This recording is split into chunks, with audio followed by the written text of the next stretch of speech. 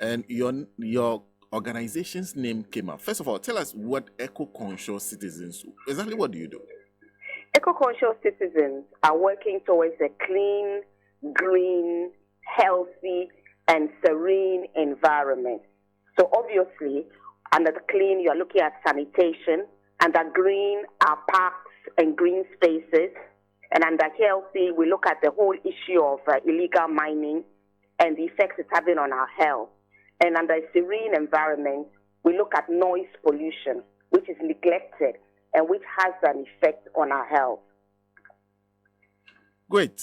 So in light of your objectives, how long have you been involved in matters of mining?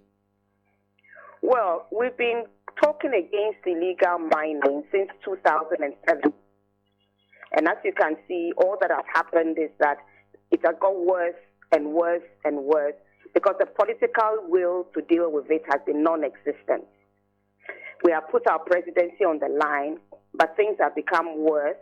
And those who are supposed to be the firefighters on many occasions have been found to be the arsonists. So that's what makes it extremely difficult to deal with. That's interesting because you also admit, because you're saying that the political will is not there. But you just mentioned the president saying that he's ready to put his presidency on the line. We've seen Galamsey stop. The fight against illegal mining involving the military, police, and sometimes even immigration officers, because it was suggested that there are people who are non-nationals who are also part of the exercise. Which other way were you looking for if all of this is inadequate?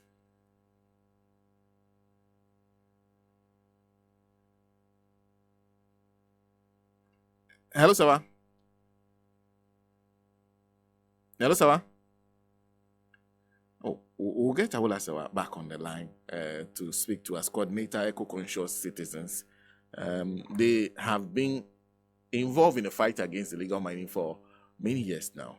And she says it's only getting worse. And you see, Eco-Conscious Citizens. Oh, okay. For commenter or make it rare na parliament. Okay. You polluted more than us. You polluted more than us. No, but you see, what she says is interesting. Because think about it. When the president came to power, one of the very first fights they launched, full scale, pumped millions of Ghana cedis into.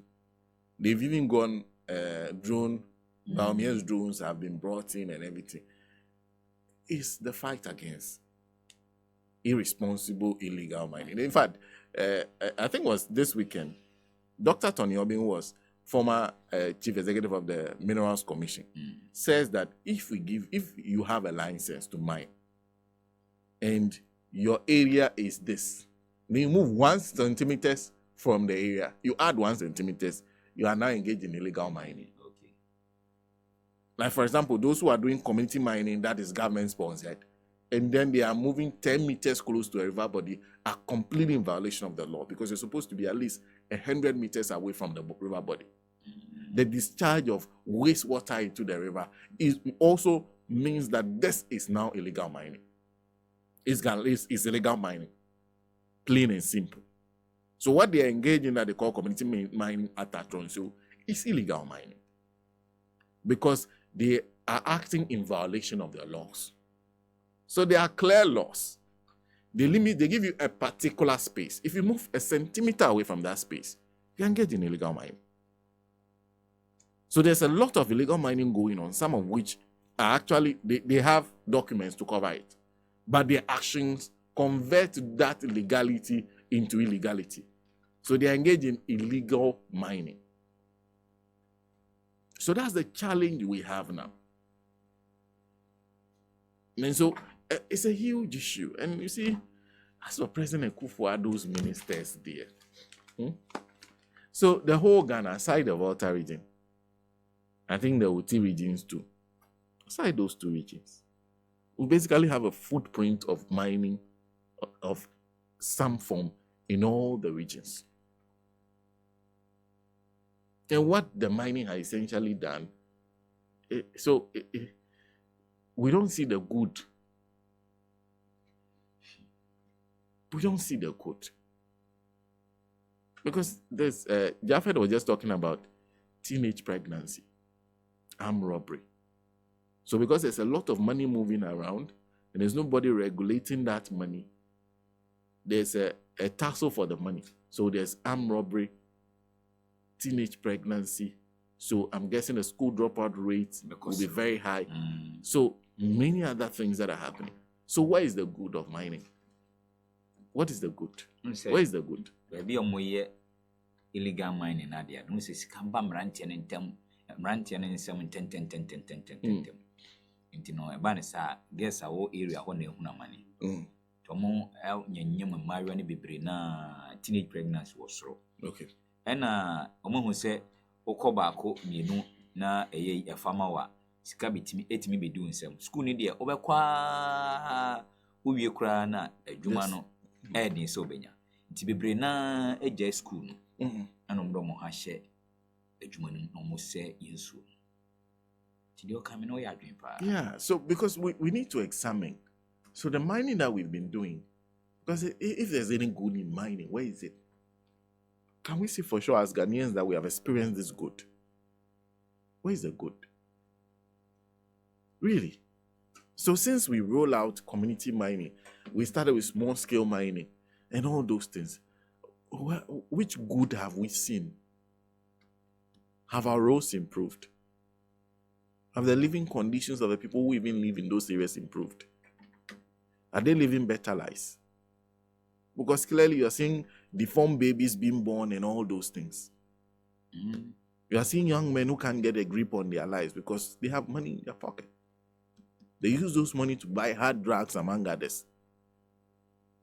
And you see, Omomo 2 8 no kire wo se enu ahoro mo fans na mo de awura mnan enya sem kuma Cuz that way kan na many abrante ba ko bi twonko si enuro bi ono no ansa na we si amnan mu akwako pe sika kokko no enya sem kuma yeah seriously adan no bi to no na yesa akwako nya nkrofo bibre na sebe omadwen emu en na hono mo abodam no mo de na bibre na Ose no dachi kakra na how ti sena illegal mining na de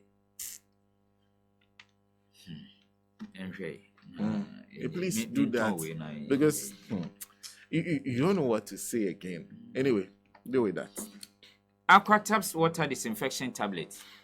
Filter to paracetamol no. Uyi ba ku say ya ba bia unya nsuo di free.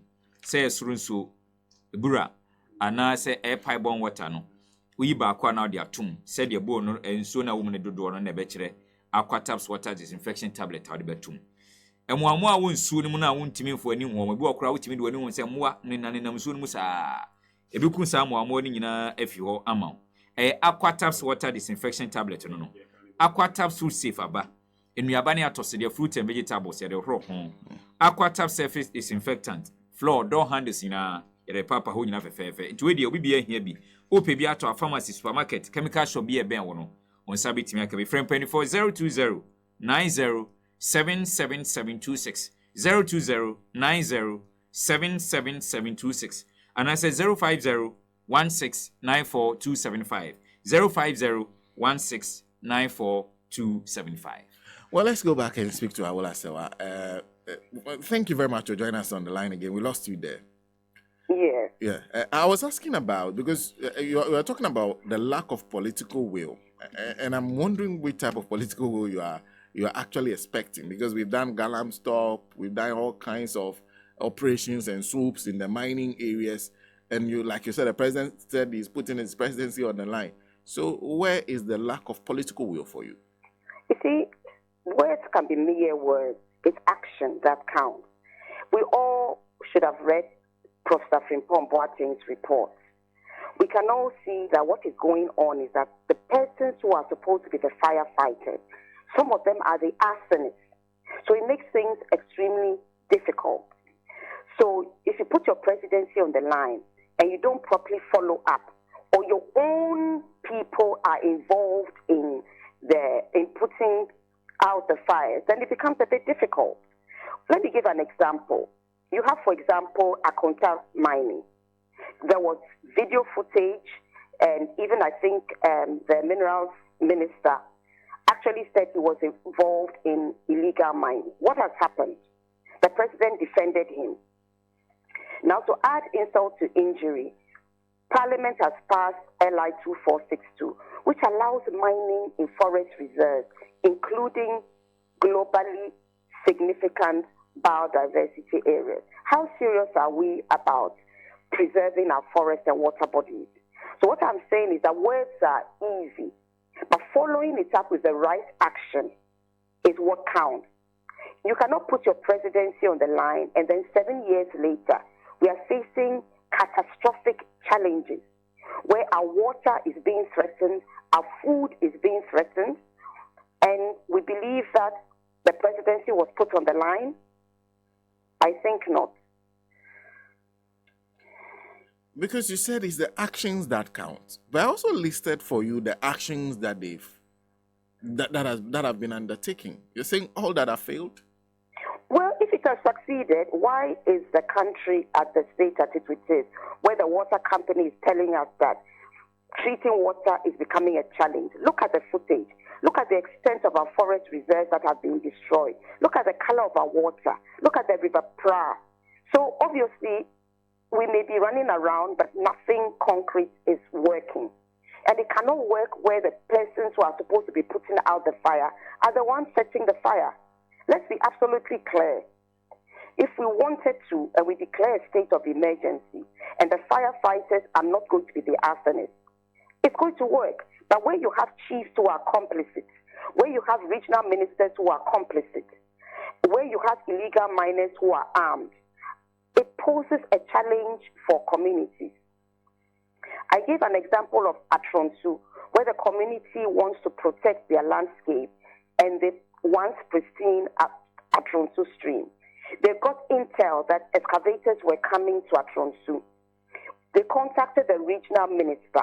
I myself contacted him as well. No action was taken. The excavators got to Atronsu, caused some destruction, and have polluted the once pristine Atronsu stream. How do you expect anybody to believe that we are serious about the fight against illegal mining when the community members can report matters and no action is taken?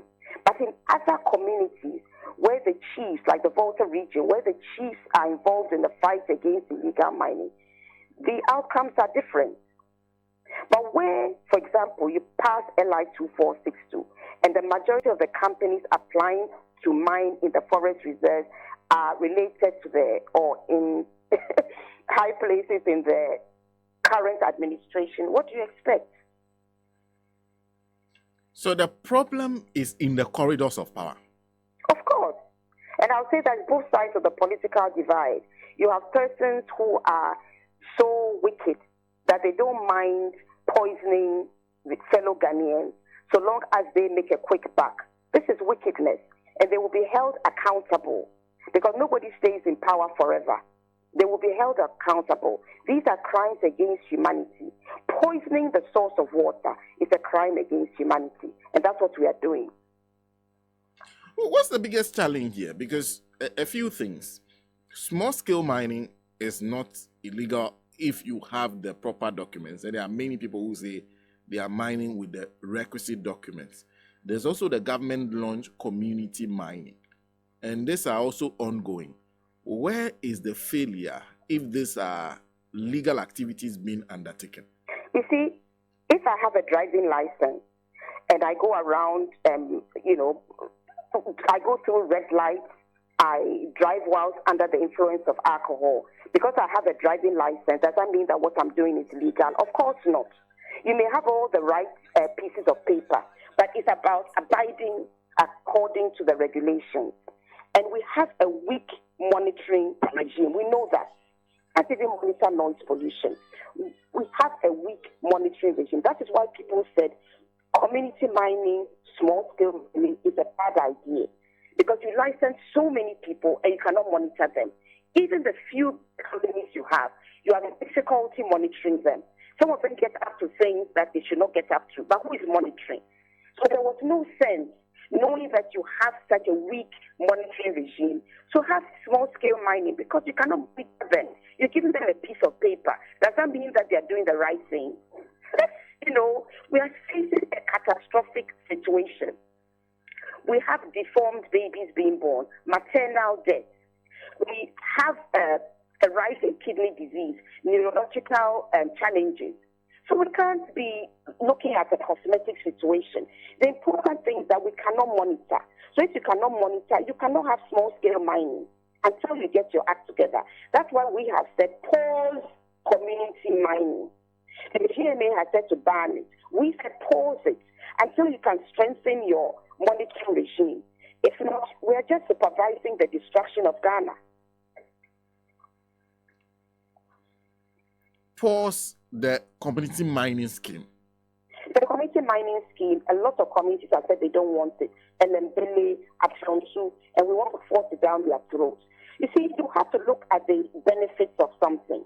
When you look at a situation that you have a country that's being poisoned, you have the water bodies being poisoned. Water is life. When the last tree dies, the last man dies. Our forest reserves have been decimated. Then I've talked about the cost of reclamation.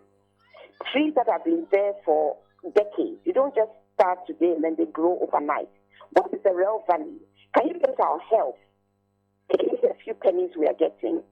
And remember, a lot of the small-scale miners, they dig, or maybe the Galamsey, they dig pits, don't bother to cover them, and we've had so many deaths. So much as it's an economic activity, you need to be a bit sensible and balance it. And look at the livelihoods of fishermen and farmers that are going. Don't they also have the right to economic activity? A lot of them have lost their livelihood. And our cocoa has become so poisoned that very soon we're not even be able to export it. So what has been the value of this so-called community mining, apart from a few people getting rich? But that's supposed to be a government-sponsored initiative. You're saying when they put this in place, the monitoring mechanisms were weak? Or is it that the politicians themselves are the one doing this on behalf of the people? Where's the challenge? The challenge is that there's no point in having laws that you're not going to enforce. If I say don't go through a red light, and people are going through red lights, the policemen just watch and allow everybody go to the... What is the point of saying that nobody should go through a red light? So it's not always the laws that are bad. The laws can be very good. Enforcement is our problem. We are allergic to enforcement. And when you have weak institutions, or institutions that don't have the resources to monitor and enforce, then you cannot have so many, what shall I say, the community mining or small-scale mining or artisanal mining. Remember, when we had Galamsey was come and gather. They were using hand tools, so they could not cause so much damage. When we decided against the wisdom that was going, that it was a bad idea, and we decided to have small-scale mining. What is small-scale mining? They're using excavated, heavy-duty machinery, which was not being used when we had the Galamsey. So it's a completely different ball game. And we don't have the capacity to monitor. If we did, how would Akufo-Addo mining had allegedly destroyed part of the Tano Nimiri Forest Reserve?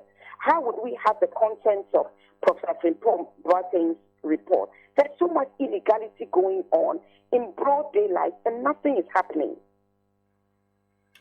Now, the president is summoning regional ministers to Accra today to have an emergency meeting. Now, what do you expect them to consider? Well, if you're a regional minister and Galamsey is right in your area, I suspect that you and the district head must consider your positions. You see, excavators are not like mobile phones that you can slip in your pocket. If there's proper work going on, you know they are coming. Unfortunately, a lot of them are allegedly involved in illegal mining. We've thrown caution to the wind, and everybody who is well connected wants to get a piece of the pie. Being so wicked that we don't care that we are poisoning our fellow Ghanaians. So yes, you can call them. What is he going to tell them? He knows what they are doing. He can tell them to stop and get all the Galamseyers out arrest and prosecute them. He knows who they are. Some of them are supposedly NPP high flyers. So he has called them, but just calling them for a conversation and no action being taken will not yield any positive result. Half of them should lose their jobs because they have supervised Galamsey in their areas without doing anything about it, because some of them are supposedly involved. So you're saying that, are you saying that this meeting is unnecessary, that the president knows what is happening, should just act? I believe he knows what is happening. And I believe that the regional ministers, the DCEs, all know what is happening. Some are generally trying to fight it. Many are involved. What is happening on this scale could not happen if highly placed persons, whether chiefs, whether security, whether ministers, regional ministers, DCs were not involved. We all know that. There's a cartel, and it can be dismantled. But we need to declare a state of emergency, go to the areas, clear the forest of illegal miners, and those who have licenses but have gone beyond the parameters of their license, which means they are illegal. Go to the River Prague, all those rivers where they are mining illegally, and get rid of them. Why can't we do that? If the political will is there, we can stop illegal mining. But the political will isn't there. There's a lot of rhetoric. But I'm not quite sure we are actually serious about this fight. For the GMA to have to come out and speak, which I have spoken much earlier, it shows you the emergency situation we are in. We want to wait for all Ghanaians to be dropping dead before we act. As has been said, we are in almost terminal cancer stage. So what you see in this case of the meeting is eye service. But in the meantime, you also are calling for the Honorable Member of Parliament for Nsawam Adwajiri, and not Dompre. You said he should be arrested? Well, what I did say was that it was most unfortunate that when the house was burning, in the sense that we faced catastrophic challenges, he was acting, in my opinion, in an infantile manner by talking about who polluted the waters more. And what I believe I heard was that the NDC polluted more than we did. So it's an admission that you polluted.